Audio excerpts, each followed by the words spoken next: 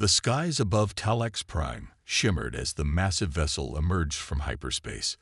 The Galactic Harmony Council of the Valori species gathered in their observation chamber, tentacles trembling.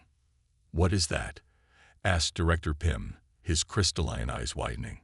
Senior Observer Kim adjusted the sensors. "Unknown configuration. Nothing in our database matches its signature." The vessel was angular and imposing, unlike the smooth curves of Valori ships. Dark metal plating absorbed rather than reflected light, giving it a predatory appearance. Weapon systems dotted its hull like dormant volcanoes. "It's transmitting," announced Communications Officer Lee. A hologram appeared before them. A human female stood tall, her uniform adorned with symbols they couldn't recognize. "I am Captain Park of the Terran defense vessel Dauntless. We come in peace seeking dialogue." The Valori exchanged nervous glances. They had heard rumors of humans but never encountered one. The stories claimed they evolved on a death world and had bodies built for survival in conditions that would kill most sentient species. "Invite them to dock," Director Pym decided, "and alert all security personnel." The Valori prepared their grand reception hall, a cavernous space with flowing water features and living crystal formations. Security Director Tun positioned guards at every entrance, though he doubted their effectiveness against beings rumored to breathe toxins and withstand radiation.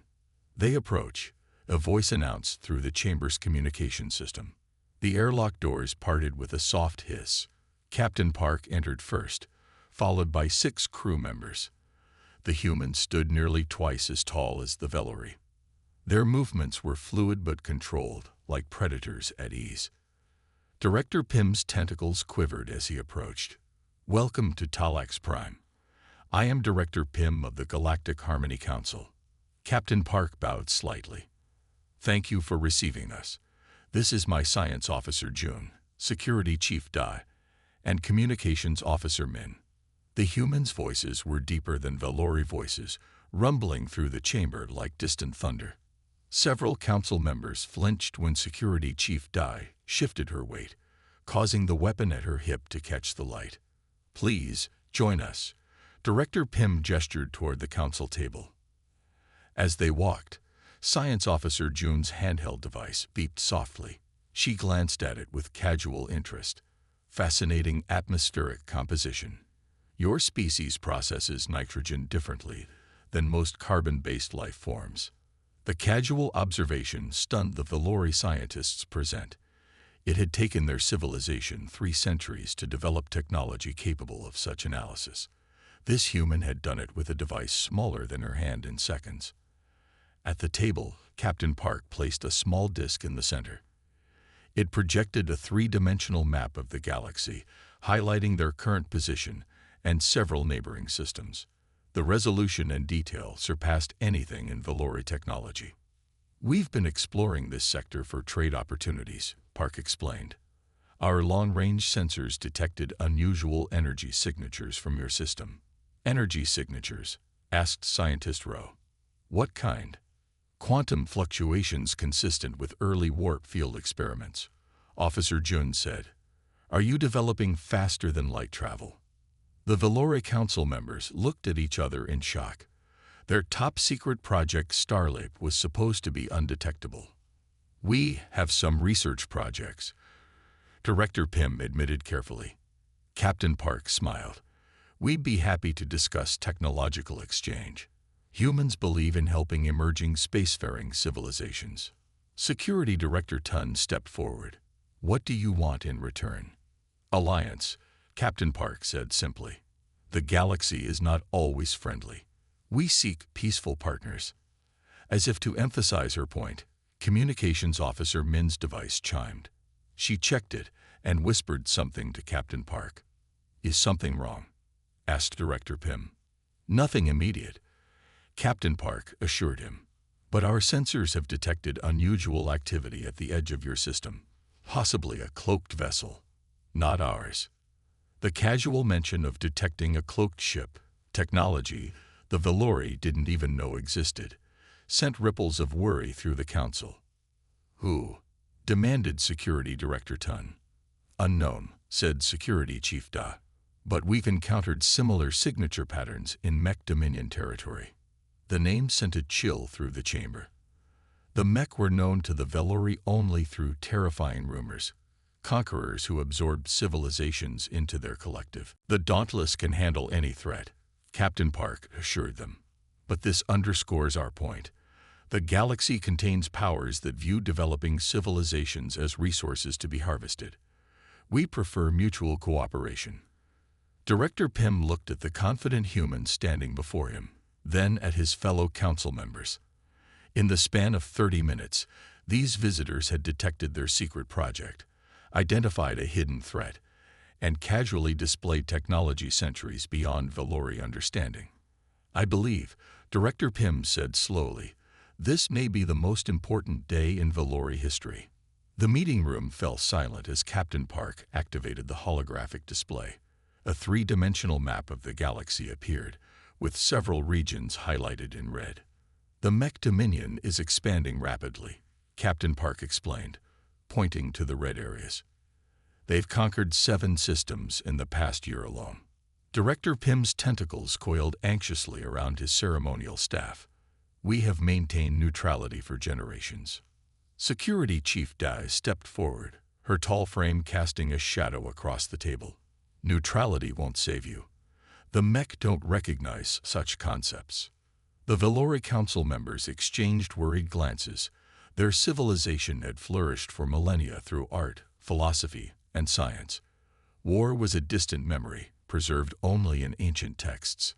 "But surely they would see no value in our worlds," suggested Minister Rin. "We have few natural resources compared to other systems." Science Officer June shook her head. "The Mech don't seek traditional resources. They harvest civilizations, technology, knowledge, and population. Your achievements make you a target, not a deterrent." Director Pym rose from his seat, his crystalline skin reflecting the light of the holographic display. "What would you have us do?" "We have no military. Our defense fleet consists of research vessels with minimal shielding." "We can help," Captain Park said. "The Terran Coalition offers defensive technology and training to allied worlds." "At what cost?" asked Security Director Tun, his voice heavy with suspicion. "Alliance," replied Captain Park. "Mutual defense. Cultural exchange. Nothing more." While the council debated, Scientist Nam received special permission to tour the Dauntless. Engineer Song led him through the massive ship, explaining systems as they walked. Nam's 4 eyes widened as they entered the engine room. A pulsing blue core dominated the chamber, surrounded by control panels and energy conduits. "This drive core," Nam said, his voice filled with awe. "It's generating power equivalent to our planet's entire energy grid." Song looked surprised. It's just a standard model. Actually, it's due for an upgrade next cycle. The new quantum resonance cores are 50% more efficient." Nam stopped walking. "You're serious?" "Of course," Song replied. "Is something wrong?" Engineer Song, our most advanced research facility, has spent 300 years trying to develop what you call standard technology. Your casual attitude toward such power is frightening." Song considered this, then smiled gently. "Different paths of evolution, different challenges. Humans developed in a high-gravity environment with extreme climate variations and dangerous predators. Technology became our means of survival." Nam nodded slowly. "While we evolved in stable conditions with few threats, our technology developed for exploration and art, not survival or war." Meanwhile, in the maintenance tunnels beneath the Velori Central Archive, 2 figures moved silently. Their skin mimicked the crystalline appearance of the Velori, but beneath the disguise, they were something else entirely. "The humans present a problem," the first Mech infiltrator said. "Our conquest timeline must accelerate." The second infiltrator connected a small device to the Archive's communication network. "This will copy all data on human-Velori interactions and transmit it to the advance fleet. It will also introduce subtle corruptions in their defense grid programming." "What about direct action against the humans?" "Too risky." Their technology exceeds our current capabilities. We need the element of surprise when the fleet arrives. Back in the council chamber, the debate had grown heated. Minister Rin slammed his tentacle on the table. How can we trust these humans? They arrive unannounced with weapons beyond our understanding, claiming to protect us from threats we've never confirmed. Captain Park remained calm. Minister, I understand your concerns. Trust must be earned. We ask only for the opportunity to demonstrate our good faith. Director Pym raised his appendages for silence, perhaps a compromise. We will allow a small human delegation to remain on Talax Prime as cultural ambassadors. They can advise us on defensive measures without committing to full alliance. Captain Park nodded. Acceptable. Lieutenant Min can lead the delegation. As the meeting concluded, Science Officer Jun approached Captain Park privately. Captain, our ship's sensors detected unusual communication signals during the council session. Origin. Within the Valori Archive building. The pattern matches known mech encryption. Captain Park's expression darkened. So they're already here. Inform the delegation but maintain discretion. We need to earn the Valori's trust before revealing this infiltration. Outside the council building, citizens gathered, their crystalline bodies reflecting sunlight in dazzling patterns. Many had never seen aliens before, and the human's appearance, solid, tall, with only 2 eyes and no tentacles, fascinated them. What they couldn't see were the hidden mech agents among them, watching, waiting, and preparing for the arrival of their fleet. Nam looked up at the sky, where the Dauntless hung in orbit like a protective sentinel. Engineer Song said something interesting today, he told Director Pym. She said humans develop technology for survival. And, Pym asked, I wonder if we must now do the same. The alarm sounded throughout Talax Prime, a high-pitched wail that made Valori tentacles vibrate painfully. Emergency lights pulsed in the council chamber, casting alternating shadows across the frightened faces of government officials. 3 ships have entered the system, announced Defense Coordinator Gill, his voice shaking. Mech design. Captain Park, who had been discussing cultural exchange programs, straightened immediately. The other humans in the room tensed, their casual demeanor vanishing in an instant. Lieutenant Min activated a portable display. A 3-dimensional image appeared, showing 3 angular vessels approaching Talax Prime. They claimed to be on a diplomatic mission, said Communications Officer Lee, who had remained aboard the Dauntless, but was connected via holographic link. But their weapons are powered and targeting systems are active. The Valori Council chamber erupted in panic. Minister Rin knocked over his water vessel. Director Tun began issuing evacuation orders. Scientists huddled together, their crystalline skin dulling with fear. Our defense fleet can't match them, Defense Coordinator Gill said. We have 20 research vessels with minimal shielding and point defense lasers designed for asteroid deflection. Director Pym approached Captain Park, his usual dignified posture abandoned. Please, he begged, tentacles clasped together in a gesture of supplication. We cannot withstand a mech attack. Captain Park's expression remained calm as she turned to Lieutenant Min. Alert the Dauntless. Tell them I'm returning immediately. Within minutes, a small shuttle transported Captain Park back to her vessel. The Valori Council gathered in their observation center, watching the main view screen with dread. The 3 mech ships continued their approach, now visible as dark shapes against the stars. The Dauntless is moving, announced Scientist Nam, who had been granted special access to the advanced sensor systems the humans had installed 2 days earlier. On the screen, the human vessel accelerated toward the mech ships. Despite being outnumbered, it showed no hesitation. They're opening a channel, said Communications Director Yan. Captain Park's voice filled the chamber. Dauntless to Valori Council. We will handle this. Please remain calm. Director Pym clutched the observation railing with his tentacles. They're 1 ship against 3. How can they possibly? Mech vessels are charging weapons, interrupted Defense Coordinator Gill. The chamber fell silent. Every Valori present believed they were witnessing the last moments of the human ship. What happened next left them speechless. The Dauntless moved with impossible speed, releasing what appeared to be glowing blue nets of energy. These fields expanded rapidly, enveloping each mech ship in turn. Within seconds, the lights on the mech vessels flickered and died.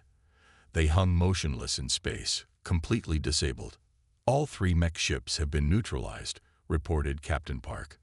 "No weapons fired, no lives lost. We're deploying boarding teams to secure the vessels." The entire encounter had taken less than 5 minutes. The Valori Council stood in stunned silence. Minister Rin's mouth opened and closed without producing sounds. Director Pym sank into his hover chair, his crystalline structure pulsing with emotional light patterns. "Impossible," whispered Defense Coordinator Gill. "They didn't even fire a shot." 6 hours later, the Valori received another transmission from Captain Park. "The mech crew is being held in our containment area. We've downloaded their navigation data. These ships were an advanced scouting party for a larger fleet that was planning to invade your system within the month." The council chamber, which had been celebrating earlier, fell silent again. "We've transmitted warning buoys with Terran Coalition identification markers throughout your system," Captain Park continued. "This should deter further mech incursions while we establish proper defenses." After the transmission ended, Scientist Nam sought out Engineer Song, who had returned to the surface with technical data from the captured ships. "How?" Nam asked, his 4 eyes blinking rapidly in confusion. "How did your ship disable 3 warships without firing weapons?" "Basic interdiction protocols," Song replied, as if explaining something simple. "We used targeted EMP fields combined with quantum field disruptors. It temporarily neutralizes their power systems without causing permanent damage." "But such technology," we theorized about it, "but the power requirements are astronomical." Song shrugged. "The Dauntless has sufficient power. It's standard equipment." Nam's crystalline eyes widened. "If this isn't a warship, what is?" Song smiled and looked out the window at the night sky. "Let's hope you never have to find out." Later that evening, Director Pym called an emergency session of the Galactic Harmony Council. The chamber was somber as he addressed his fellow leaders. "For generations, we have prided ourselves on our peaceful achievements. We believed advanced civilizations would naturally outgrow violence." He paused, looking at each council member. "Today, we have learned otherwise. The mech-wiv destroyed everything we built. And the humans," his voice trailed off. "The humans saved us," completed Minister Rin, who had been the most skeptical of the visitors. "Yes," said Pym, "they did. But what terrifies me most is not the mech threat, but what Engineer Song told Scientist Nam." He activated a recording of their conversation about the Dauntless not being a true warship. "If the Dauntless is merely a diplomatic vessel," Director Pym said softly, "what does it mean for the galaxy that humans possess actual warships? And what does it mean for us, that our survival may depend on allying with such a species?" The Great Hall of Knowledge had been converted into a presentation space.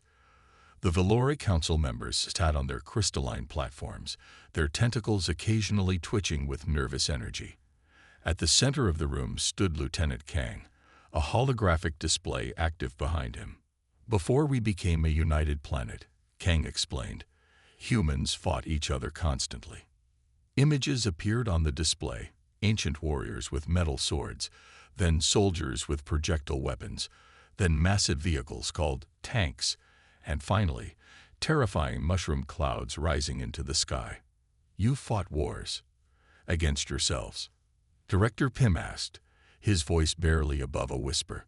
"Thousands of them," Kang confirmed. "It's why we're good at fighting now.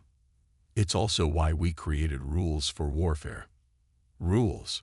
Nam asked, leaning forward. The scientist had become the unofficial liaison between the Valori and humans. "We limit ourselves. No civilian targets.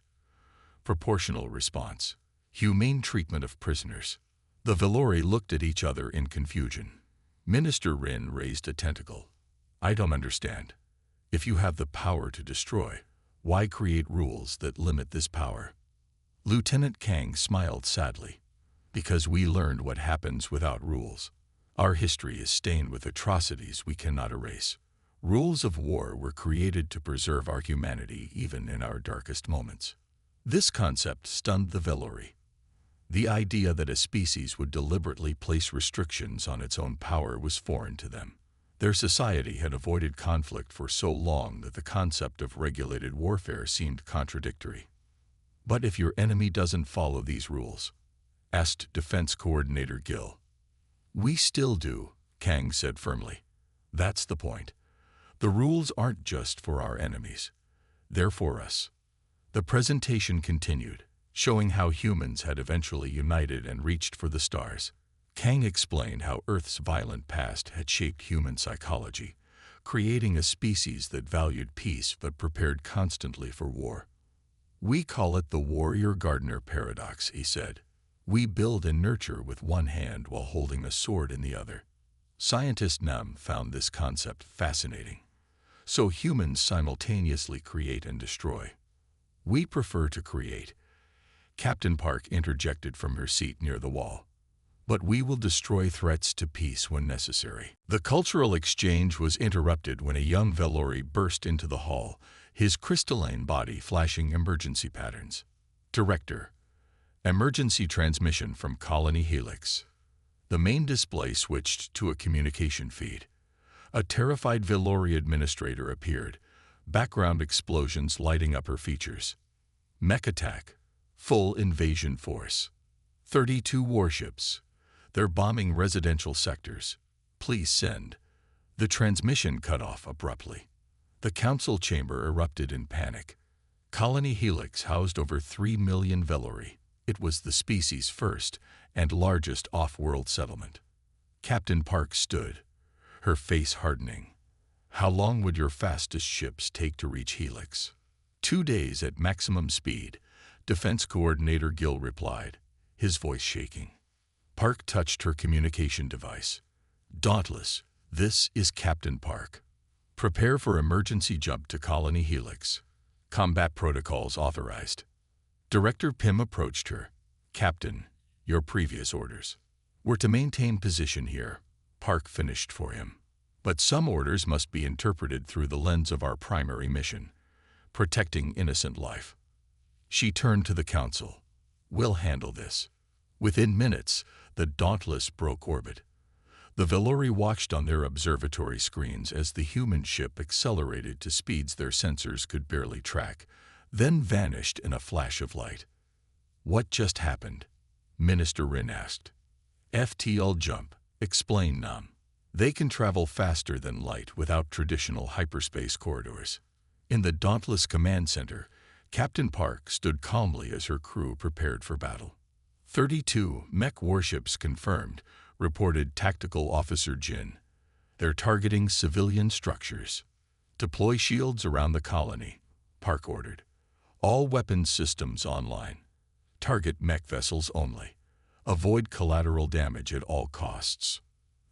The Dauntless exited FTL directly above Colony Helix, its sudden appearance momentarily halting the mech assault.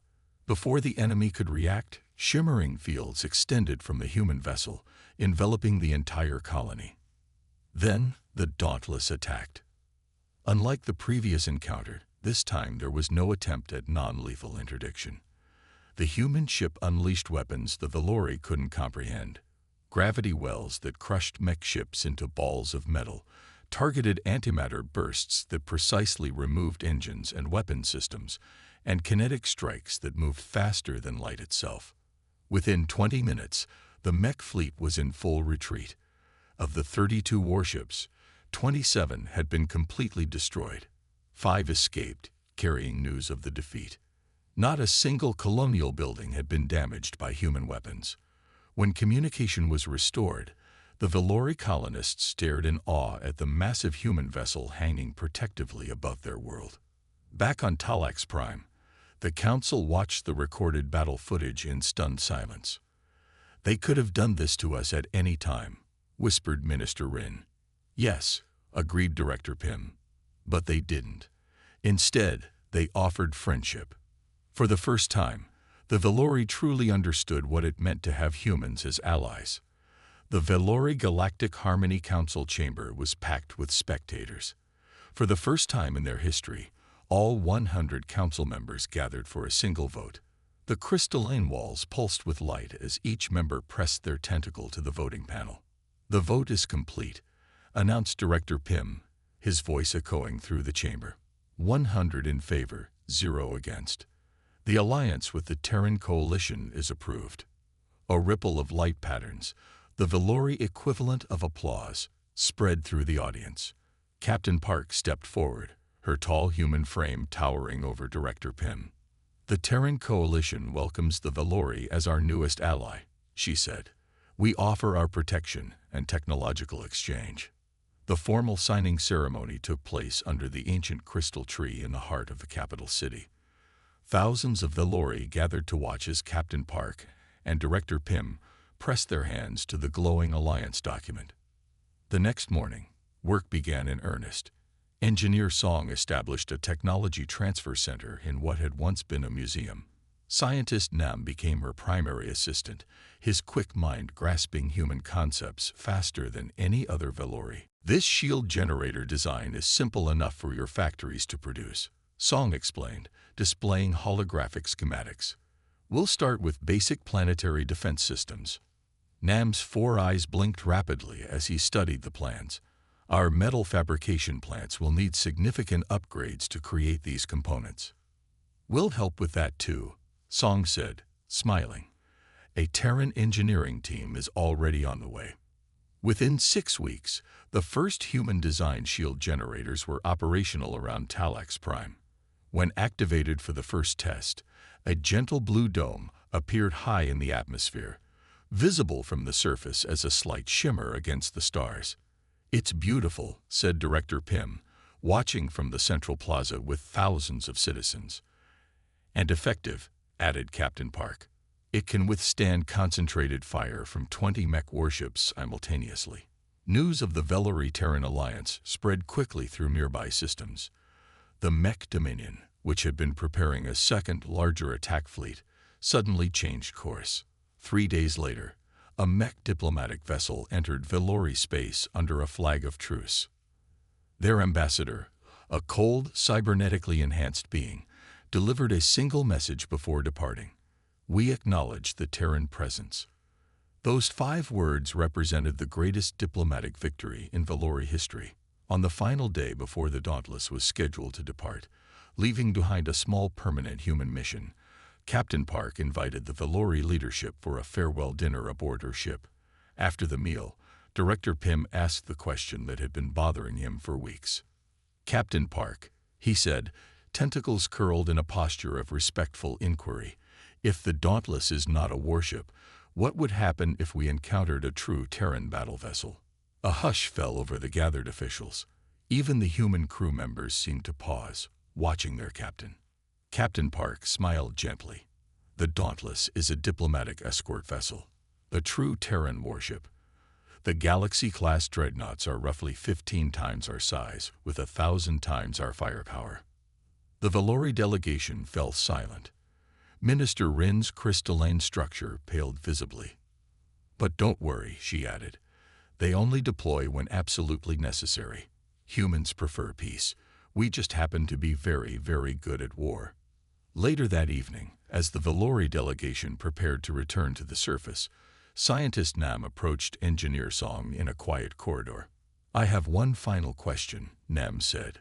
"Why help us? What do humans gain?" Song leaned against the corridor wall, considering her answer carefully. "Humans spent thousands of years fighting each other before we reached the stars. When we finally looked up, we made a promise. Never again would we stand by while the strong preyed on the weak. We protect because we know what it's like to need protection." Nam's crystalline structure glowed with understanding. "You fight because you know the cost of fighting." "Exactly," Song nodded. "And we protect because we know the cost of not being protected." The next morning, citizens across Talax Prime gathered in open areas to watch the Dauntless depart. The massive ship rose slowly from its docking position, its dark hull gleaming in the sunlight. From the central observation platform, Director Pym and the Council watched alongside the small human contingent that would remain behind. "Will we see them again?" asked Minister Rin. Lieutenant Min, who would lead the human mission, smiled. "Captain Park has already requested to be part of the annual diplomatic exchange. She's grown quite fond of your world." High above, the Dauntless reached escape velocity. With a flash of blue energy, it disappeared into hyperspace, leaving behind a transformed civilization. The Valori had glimpsed humanity's power, but more importantly, they had learned humanity's heart. In the months that followed, Valori artists created countless works depicting the Dauntless: paintings, sculptures, songs, and poems. But the most famous became a simple saying, now inscribed at the entrance to the new Galactic Relations Center: "The strong who protect are stronger than those who conquer."